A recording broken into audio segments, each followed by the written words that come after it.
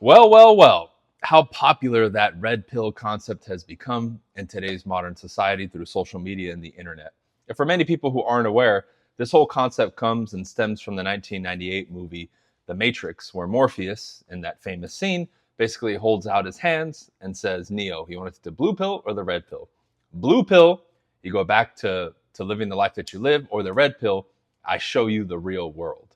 And that's where the concept comes from. And the reason that this has become so popular is for many reasons.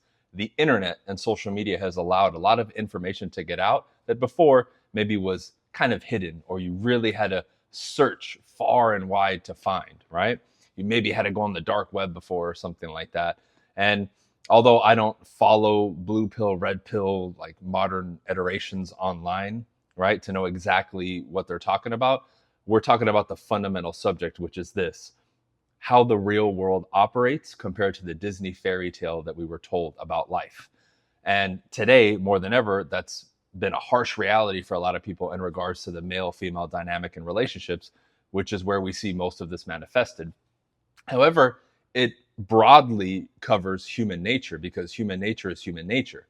We've just been fooled and told and again sold the fantasy about how the world is. And now through social media, more and more people are becoming aware of it. Now, even before this whole craze of the internet and even watching The Matrix, I would say by the time I was in high school, I already kind of had more of like a red pill view on life. And just so people understand where I'm coming from when I say that, all that is acknowledging human nature, men and women, and life for what it is. It's not some extreme take here or there. I conduct myself accordingly. I move accordingly, but that's kind of where the concept comes from me. So if there's a modern definition of it, that's not what I'm referring to. But we're going to get into it and unpack it a little bit as to why it's become so popular. So the reason that it's manifested so much online in regards to relationships is the veil has been removed from in front of people's eyes, in particular men, but just in general, right? We're seeing and hearing all these stories of infidelity and cheating and mating strategies and all these things, and all these terms are thrown out like hypergamy and monkey branching and all this other stuff. And really what people need to understand is, again, look at it from the position of this is how human beings have always been. Sure, there's some exaggerations out there and so on and so forth, but there is a lot of repetitive patterns with a lot of things that you see. Like as an example, you look at divorce rates, you look at people, cheating in relationships. That's super high. But again, that's always been in our nature because it's in our nature to always go based on the DNA impulse, not what society tells us. And the reason that these lines have gotten blurred is nature has been kind of pushed away, hidden in the closet, swept under the rug, and they push this narrative or fantasy about what you should do. And how do we know this? Well, look at modern day society right now. I've seen instances where, like, let's say, just to give a basic example, a dude is with a girl, the chick cheats for whatever reason, and then a lot of times, not always, right? But a lot of times, that girl's family and friends will then badger the dude to take her back, or, oh, it was a mistake, or it wasn't that big of a deal. And I'm sitting there like, what are you talking about, right? So again, they will try to emotionally manipulate the man. But again, I look at that already knowing what it is. I'm not surprised to see that behavior. That's been my standpoint now for a long time. Now, that's a shock to a lot of people. Like, oh, why is this happening, this and that? And then the men are falling into that fantasy. We're a lot more logical, right? We want to be honorable. And a lot of men will tell you, I've had that gut instinct tell me she's stepping out on me or something's wrong, but they won't say anything because of, that emotional manipulation or somebody saying something or looking like the bad guy, right? So when you adopt more of that viewpoint of understanding human nature, you stop caring about those things. Like if I stand up for myself in any area of life, but in particular a relationship, I don't give a shit what anybody else has to think about it. Because the way that I've lived my life, my career path, how I run my relationships, how I deal with women, and how I just basically exist pisses off a lot of people. And that's fine. My just out there type of expression to a lot of people, some people say it's arrogant or it's negative or this and that, which to me doesn't make any sense, but I don't fight it and I don't care. I'm just going to keep doing what I do. And if people want to label me whatever they want to label me, that's fine. But I know at the end of the day, I'm not being taken advantage of as well. Because when we look at these extremes of like the Disney fairy tale, aka what would be considered the blue pill, and red pill, just human nature and how we are, I'm always going to side with this. You never win going this way. You never do. And I think a lot of people just need to take a step back, move their emotions to the side, and see this thing for what it is. We've been told so many things. And how does this also manifest? There's a phrase, again, zooming back on relationships, because this is the big one that really is building a storm online, right? You've heard a statement, if you haven't already. There's what people say, and then there's what they respond to. And in particular, in dating, they'll say there's what women say, and then what they respond to. Case in point, my own family, the females in my family. Oh, they'll tell you, I want a nice guy, like all the stuff that we normally hear. I want a stable dude, a responsible dude, a dude that's always there, that loves me, that's nice, and all this other stuff. And then I look at, again, this is my family that I'm talking about, who they date, and I'm like, dude, you're crazy. And I've told them for years, I'm like, you go after the wrong guy. You go after the wrong guy. So again, we will go with what they say, and a lot of men or people out there will listen to what they say. Oh, well, they mean, but again, I look at the actions, because that's human nature. That's the reality. It's no different when somebody scams you or something like that, right? You need to look at the reality. And I see this, and I've seen this for a long time. And when I used to bring this up to people, they would call me crazy, or, oh, you're cynical, or this and that. I'm like, dude, it's crazy. And you know what really gave me a lot of insight into this like relationship dynamic in male and female was my experience, right? I don't think I followed the typical trajectory of a man. I had my first kiss when I was 7. I lost my virginity very early, my first year in high school. I was very sexually active. I was a star basketball player in high school, got a scholarship in college, played professionally. So just with that status, I had a certain level of experience with women that I think most men didn't see. So it in fact kind of brutally showed me the reality. And then later I'm going to give you some books that I read as well, and some things that can help you just see it for what it is, right? So you can start to spot, and it makes sense why you see things happening, right? So through that, I've done a lot, right? And a lot of this, I don't say like, oh, I'm proud or I'm bragging. I don't, because there's a lot of stuff I won't do now that I did in the past. Like in the past, I didn't care if a chick was married or was in a relationship, like in my late teens, early, even, not my mid 20s, but I would say my early 20s, I didn't care. Right. And I would go after them. And I remember being at games and girls coming up to me after the game, in college, especially, and in the pros, and I can see their man next to them. I can tell he doesn't like that she's like cheering or like wanting to talk to me or take a picture with me and hug me. And internally, it would kind of break my heart, because I'm like, dude, I'm almost sitting there looking at him like, dude, why are you letting your girl do this type of thing, right? And the guy, you can tell he wants to say something, but he doesn't, because he's supposed to be a good man, right? And a lot of those same chicks are hopping in my window later that night or contacting me later about, hey, let's hook up, this and that. That was happening in high school. I went to military school and I had chicks jumping in through my window. And I knew a lot of them had boyfriends in the local city. And in the pros too, we had chicks lined up, and a lot of them admitted that they had a man. I mean, it's out of control. I've literally been in my bed with a woman and she was going down on me. We were naked. She gets a call from her boyfriend in the middle of the act, picks up the phone call. Oh, hey, honey, I'm just at home. I'm about to go to sleep. Okay, I love you. Bye. And then continues. And we had sex and all that. And that's still in my teens. I was 19 when that moment happened. I'll never forget it. I've been with girls who supposedly were lesbian. In college, for a while, actually stayed and dormed for free with the girl who supposedly was lesbian. And we were sleeping together, and, she had her girlfriend and all that. Crazy. But they were breaking rules and going against what they said with me, or in instances with other guys, right? But again, it's not about me, it's their nature. And when you see this stuff and experience it, especially at an early age and going into your 20s, it kind of shows you the way the world actually works, being on that side of it. Now, had I not had that experience, I don't know if it would have really woken me up to a lot of those things at such a young age, because I think a lot of people now, it's kind of dawning on them this whole like relationship dynamic, and why, like as an example, if you're a man, you have to have boundaries. How many times does, oh, we're just going out, blah blah blah, and you don't verify, you trust your girlfriend, and maybe she does seem good, everything seems fine, and then you find out she's meeting another dude or sleeping around or whatever it is, because you didn't set a boundary, or you didn't check. It's a big problem, right? And a lot of men and women, like women know, like right now the narrative supports them. Like, take a look at this.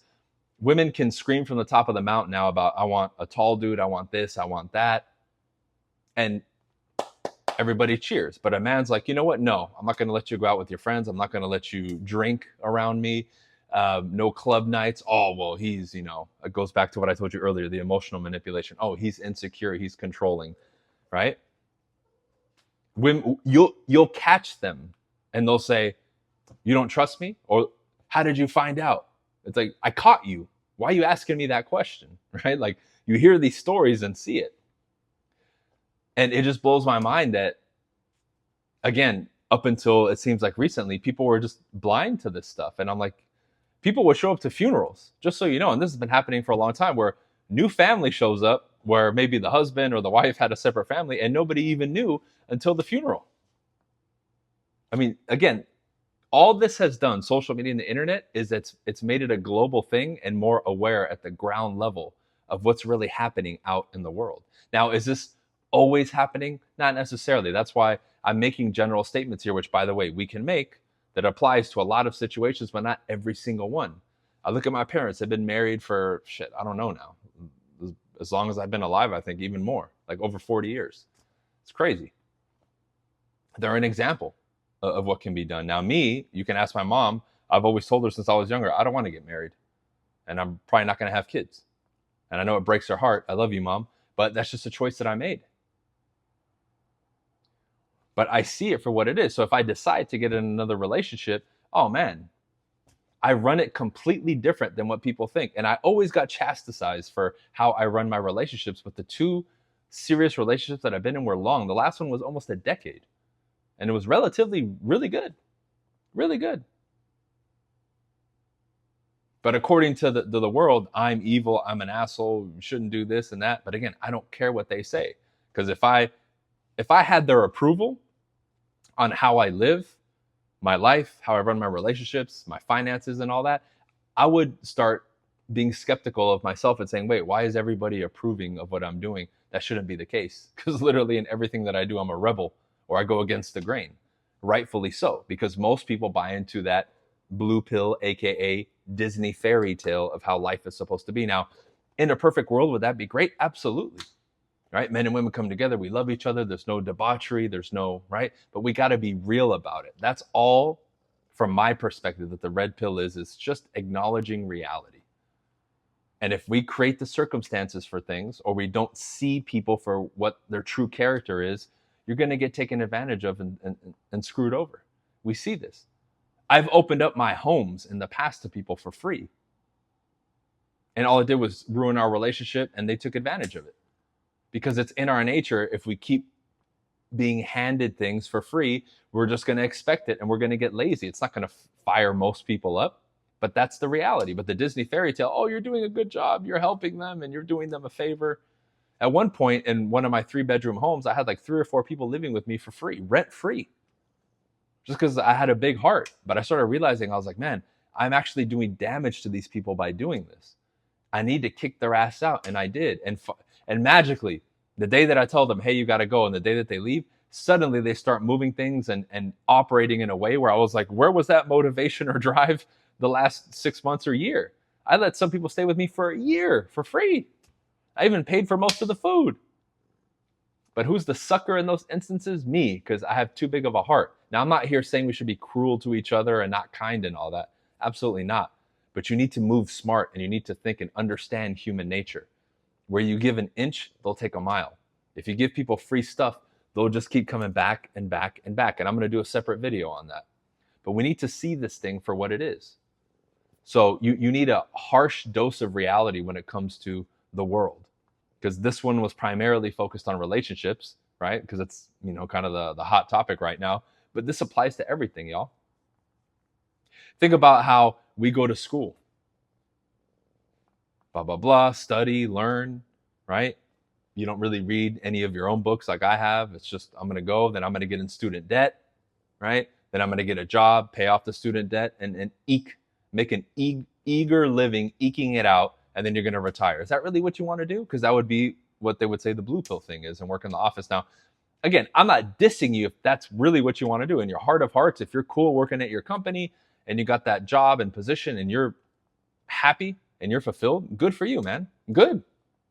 Then you're doing your thing. At least you're moving based on the vision that you have for your life and how you want to move, which in itself, I would even consider that red pill, because everyone else is pressuring themselves through parents, family, social media to follow paths that they don't really want to follow, that their heart doesn't really want them to go for or desire.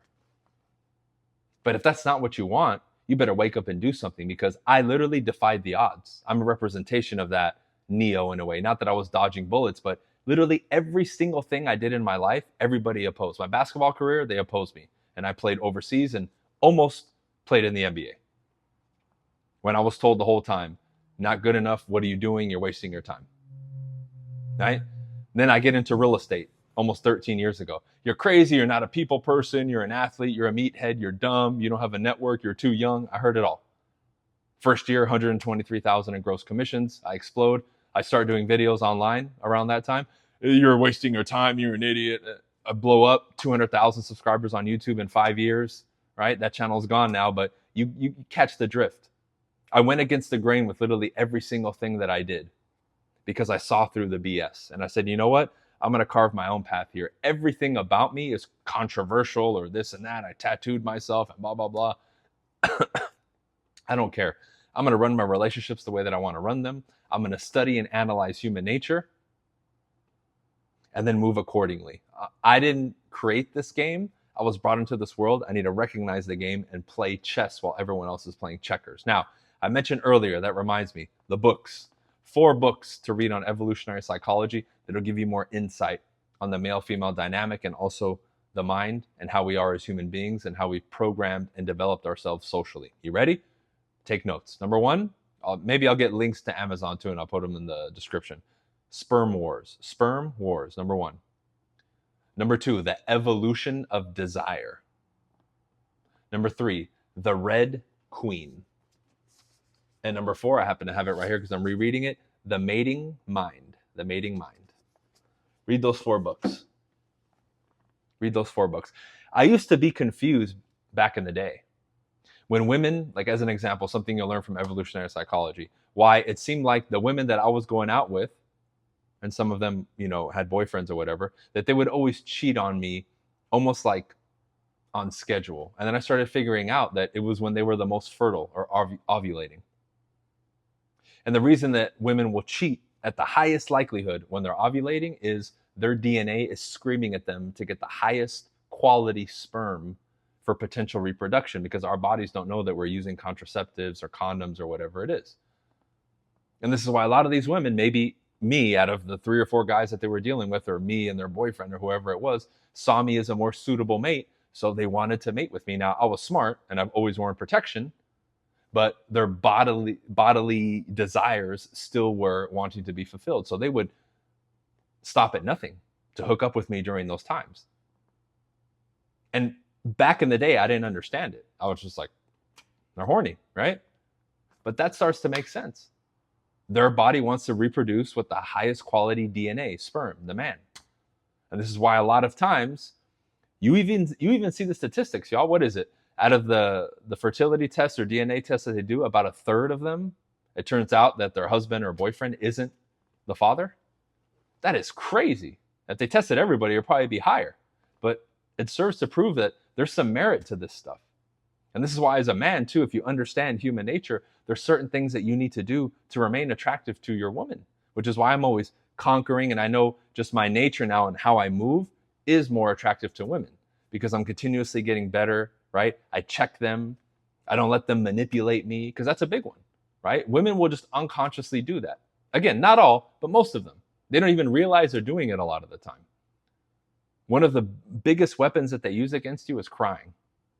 I would literally tell my exes, stop crying. Unless it was a certain moment. Somebody passed away, okay, that's different, right? Those are particular situations. But if we're having a back and forth, or they're trying to get their way and stop crying.